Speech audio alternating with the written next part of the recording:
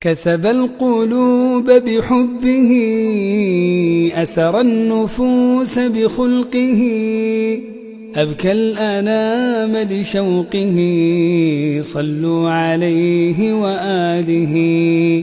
يهدي المحب لربه، يدعو لنا من قلبه، يشتاقنا في صحبه، صلوا عليه وآله، صلوا عليه وآله.